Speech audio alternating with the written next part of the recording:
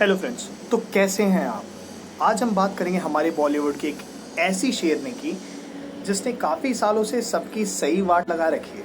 कंगना रनौत, यही वो लेडी जिसने काफ़ी टाइम से सबकी सही बजा रखी। तो शुरू करते हैं वीडियो। लेकिन वीडियो शुरू करने से पहले आप लोगों को ये बता दो कि 50% लोग ऐसे हैं जो फ्री में वीडियो देख के जा रहे हैं। भाई बहुत मेहनत कर रहा हूँ, एटलीस्ट चैनल सब्सक्राइब कर दो।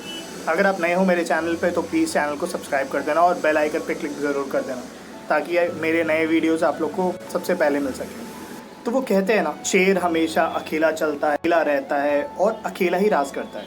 ठीक उसी तरह हमारे बॉलीवुड में भी है कंगना रनौत, एक अकेली शेरनी जो अकेले अपने दम पे किसी की भी कह के ले सकती है। तो क्यों ना शुरू से शुरू किया जाए। कंगना का सबसे पहला धमाका जब she was asked about her relation with, बिल्कुल सही समझे। तो अब आप ये सुनो। Today it still hurts when they write this the most ugliest scandal or the most ugliest fight, because for me it's not. So I think I just wanted to share that. Thank you. Who inspires me? I think the idea of love. You just go on, and like I said, I'm born with a lot of fire in my belly, and I don't want to pretend that I don't want the world.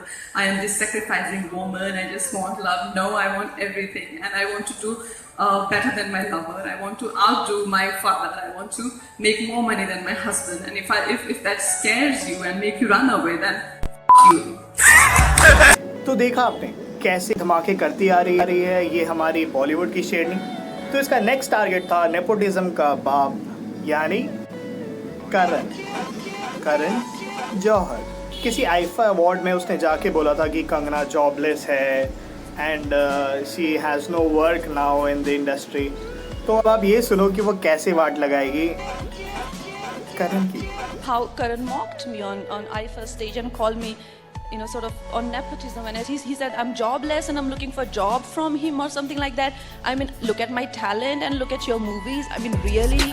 हमारी दबंग lady यहीं पे नहीं रुकती है, इसके बाद भी उसके लिए देश सबसे ऊपर है। और जब कुछ फेलो को स्टार्स जब देश के लिए भी स्टैंड नहीं लेते हैं तो देखो वो कैसे रिएक्ट करती है।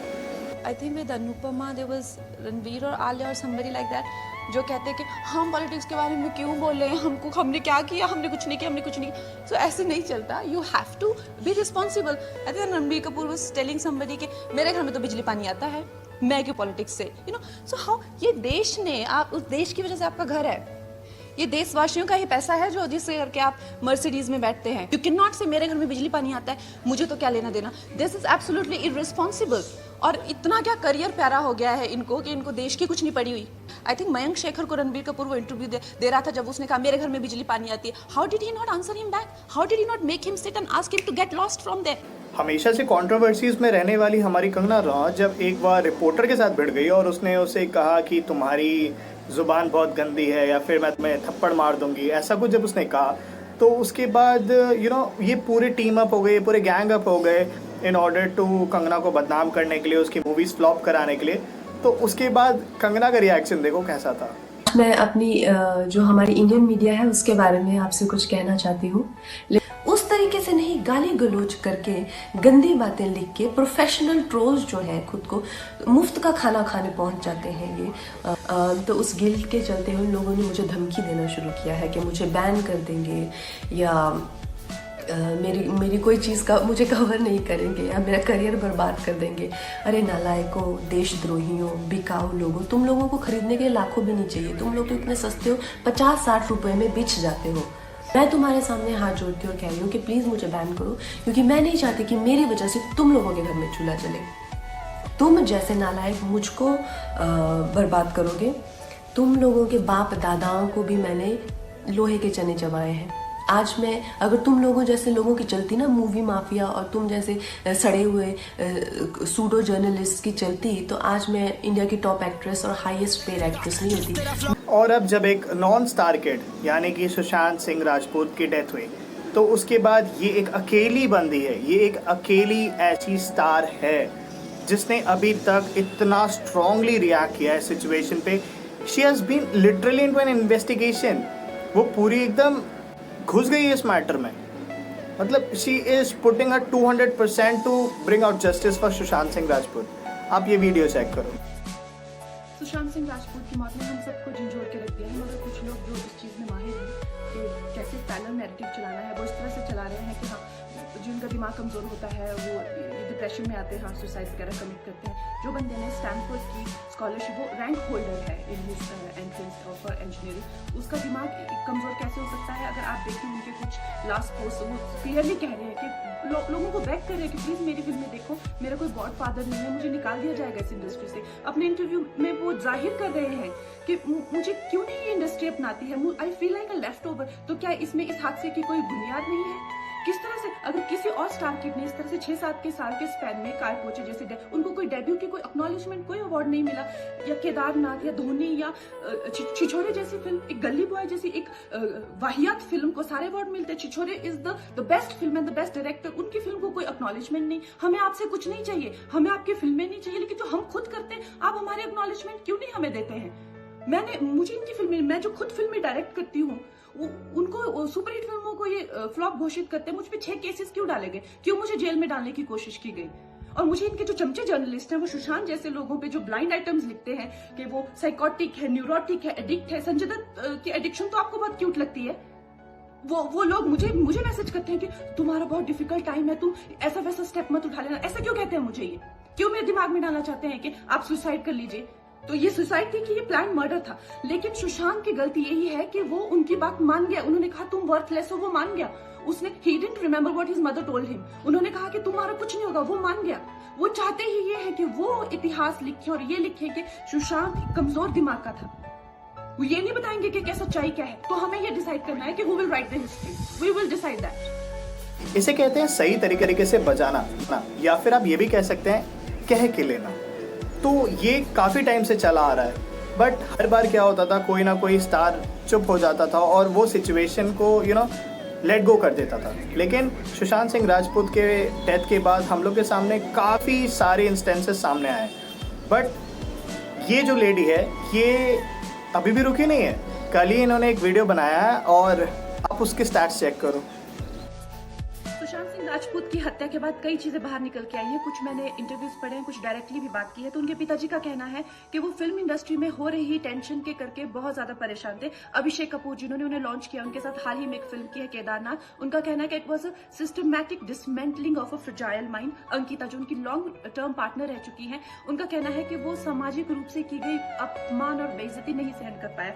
तो अब मैं आपको बताऊंगी कि मूवी माफिया ने ना कि सिर्फ उनको बैन किया था, सिस्टमैटिक डिसमेंटलिंग, कैसे कतरा कतरा करके उनका दिमाग तोड़ा गया है, उनको मारा गया है।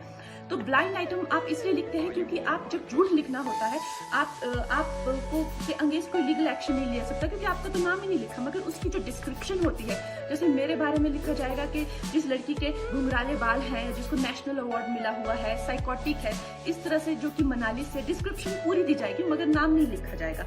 23 अगस्त 2017 को बॉलीवुड लाइव सुशांत के बारे में लिखता है कि वो जब भी सेक्स करता है तो सिर्फ अपने ही गाने सुनता है, वो सबसे बड़ा नार्सिसिस्ट है।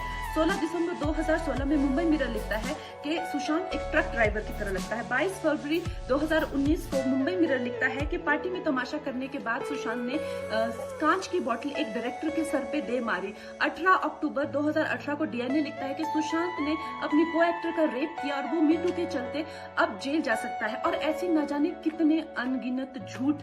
और ये जो बुद्धिजीवी जर्नलिस्ट हैं, ये जो चील कौए गिद्ध हैं जो मूवी माफिया के पाले हुए हैं, ये इसको मेंटल इमोशनल साइकोलॉजिकल लिंचिंग को जर्नलिज्म कहते हैं। मेरे बारे में आज तक जो भी कहा गया मैंने कुछ नहीं कहा, लेकिन जब एक स्वतंत्रता सेनानी के खिलाफ गंदगी लिखी गई, मैंने उस जर्नलिस्ट को कॉन्फ्रंट किया। आपको पता है उसी रात 4 सीनियर जर्नलिस्ट ने मेरे खिलाफ एक गिल्ड बनाई। ऐलान किया गया कि इसकी फिल्म को बैन किया जाए, फ्लॉप किया जाए। आपको पता 3000 जर्नलिस्ट गैंग अप होते हैं एक अकेली लड़की पर, उसकी इमोशनल लिंचिंग करते हैं सरेआम, और ये समाज कुछ नहीं कहता, कानून कुछ नहीं कहता है। मैंने उन पे केस करने की कोशिश की, मगर 1 महीने बाद वो गायब हो गई। मेरी फिल्म रिलीज हुई, गायब हो गई। तो मेरा कहने का मतलब ये है कि अगर ये समाज जिस अन्याय की बुनियाद पर खड़ा है और कभी आवाज नहीं, आप ये पढ़ते हैं, चटकारे लेते हैं, कभी आपने सोचा है कि कभी नेपो किड्स के बारे में ये क्यों नहीं लिखा जाता है? तो ये अन्याय का फंदा किसी दिन आपके बच्चों के गले में लटका मिलेगा, आपके गले में लटका मिलेगा। इसलिए और जब तालियां बजेगी और सीटियां बजेगी तब आपको पता चलेगा कि क्या गुजरती होगी। तो मैं अपनी मेहनत यहीं पे ख़त्म करता हूँ, बट मैं ये एक रिक्वेस्ट करना चाहता हूँ आप सबसे कि the lady who is taking stand for the person who is not at all guilty, जो सही बंदा था, जो जेन्युइन बंदा था, उसके लिए ये लेडी स्टैंड ले रही है, तो एक्चुअली में हम इंडियंस को इसका साथ देना चाहिए। We have to be with her at this moment, क्योंकि हम ही हैं जो सब कुछ कर सकते हैं, ये हम जनता ही है जो सब कुछ कर सकते हैं। आपने सुना भी होगा, ये तो पब्लिक है, ये सब जानती है। एक्चुअली में ये टाइम है अब सबको दिखाने का कि ये पब्लिक है और ये बहुत कुछ जानती है। तो जानने के बाद ये इम्पॉर्टेंट है कि ये पब्लिक एक डिसीजन ले और जो डिज़र्विंग है उसको सपोर्ट करे। ये पूरे सिनेरियो में कंगना रनौत बहुत ही स्ट्रांगली खड़ी है और हमें उसका सपोर्ट करना चाहिए इस पॉइंट ऑफ टाइम पे, और जो राइट पर्सन है उसको ही सपोर्ट देना चाहिए। अगर आपको ये वीडियो आया पसंद तो प्लीज़ उसे लाइक करें, शेयर करें अपने फ्रेंड्स लोग के साथ, और कमेंट्स में ज़रूर बताएं कि आपकी क्या राय है, कैसा मीन्स आपके दिमाग में क्या चल रहा है इस पॉइंट ऑफ टाइम पे। और अगर आप मेरे चैनल पे नए हैं तो प्लीज़ चैनल को सब्सक्राइब करें। Till then you stay safe, take care, bye bye.